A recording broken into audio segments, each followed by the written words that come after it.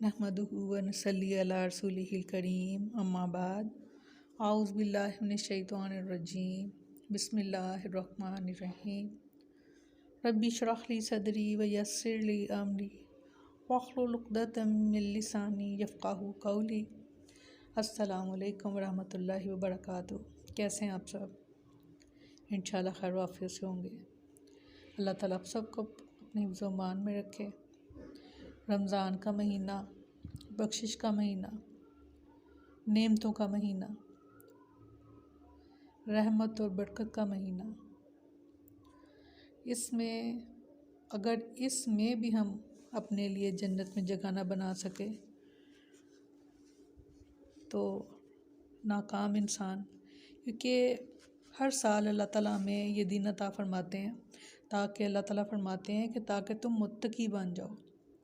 मुत्तकी यानी गुनाहों से बचने वाले बन जाओ, गुनाहों से परहेज़ करने वाले बन जाओ। ये पूरा माह हमारी तरबियत के लिए है और कोशिश ये करनी चाहिए कि जो अच्छे काम हमने रमज़ान में शुरू किए वो बाद में भी जारी रखें, क्योंकि एक पूरा माह एक काम करते करते आदत हो जाती है इंसान की। तो कोशिश यही होनी चाहिए कि वो आदत जो है वो ख़राब ना हो, उस आदत को आगे लेके चलें। जैसे रमज़ान का महीना रोज़े हैं, उसके बाद हर जुमेरात और पीर आप सल्लल्लाहु अलैहि वसल्लम रोज़ा रखा करते थे, नफली रोज़ा। और फिर चाँद की अयाम 20 के 13, 14 और 15 चाँद की तारीख को अयाम 20 के 3 रोज़े रखा करते थे। तो इस तरह हम अपने रोज़ों को मुस्तकिल कर सकते हैं। अल्लाह ताला हम सब के लिए आसानियाँ करें। ये वो महीना है जिसमें रहमत और बरकत बरस रही होती है। रमज़ान वो महीना है कि जिसमें अल्लाह ताला अपने बंदों पर ख़ुसूसी रहमतें और बरकतें नाज़िल फरमाता है। शयातीन को कैद करके अपने बंदों को नेकी के कामों की तरफ रग़बत दिलाता है ताकि भलाई के काम करना इनके लिए आसान हो जाए। आप सल्लल्लाहु अलैहि वसल्लम ने फरमाया कि जब रमज़ान का महीना आता है तो रहमत के दरवाज़े खोल दिए जाते हैं। एक और रवायत में आता है कि रसूलुल्लाह सल्लल्लाहु अलैहि वसल्लम ने फरमाया, तहकीक तुम्हारे पास रमज़ान आया है, ये बरकतों वाला महीना है। अल्लाह ताला ने इसके रोज़े तुम पर फ़र्ज़ किए हैं। इसमें जन्नत के दरवाज़े खोल दिए जाते हैं और जहन्नम के दरवाज़े बंद कर दिए जाते हैं और शयातीन जकड़ दिए जाते हैं। इसमें एक रात है जो 1000 महीनों से बेहतर है, जिसको हम लैलतुल क़द्र कहते हैं।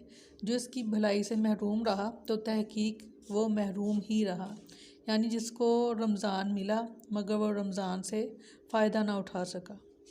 तो जो रमज़ान में भी महरूम रह गया तो इससे बड़ा महरूम और कोई नहीं हो सकता कि महीना आया रहमतों का और उससे फ़ायदा ना उठाया गया। क्योंकि अक्सर हमारी आदत है कि अगर कोई गलत काम हो जाए, कोई बुरा काम हो जाए तो हम कह देते हैं ये शैतान ने उकसाया और शैतान की वजह से। अब शैतान जकड़ दिए जाते हैं, रमज़ान में शयातीन जकड़ दिए जाते हैं तो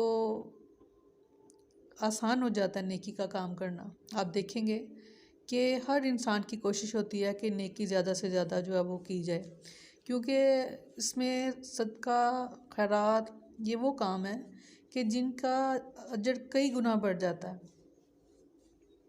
कुरान ज़्यादा से ज़्यादा कुरान पढ़ना, अज़कार करना।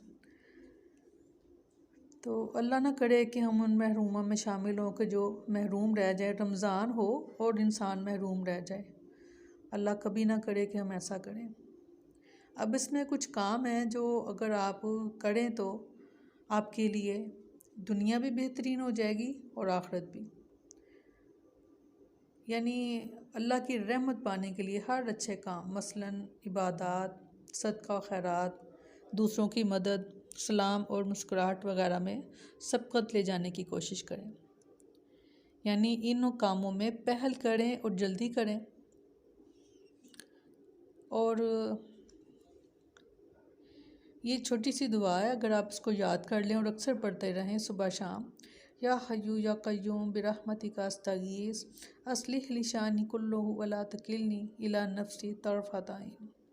बहुत प्यारा तर्जमा है इस दुआ का कि ऐ ज़िंदा और कायम रहने वाले, तेरी रहमत के सबब से फ़रियाद करता हूँ कि मेरे सब कामों की इस्लाह फरमा दे और पलक झपकने तक के लिए भी मुझे मेरे नफ्स के हवाले ना करना, क्योंकि जो नफ्स है वो हमेशा बुराई ही की तरफ आपको लेके जाएगा। तो अल्लाह ताला हमें नफ्स पर काबू पाने की तौफीक अता फरमाए और अल्लाह ताला हमारे लिए आसानियाँ करें। इंशाल्लाह रमज़ान के बारे में बात हम करते रहेंगे वक्तन फ़वक्तन, और आप फ़ायदा उठाते रहेंगे इंशाल्लाह। अस्सलामु अलैकुम वरहमतुल्लाहि वबरकातुहू।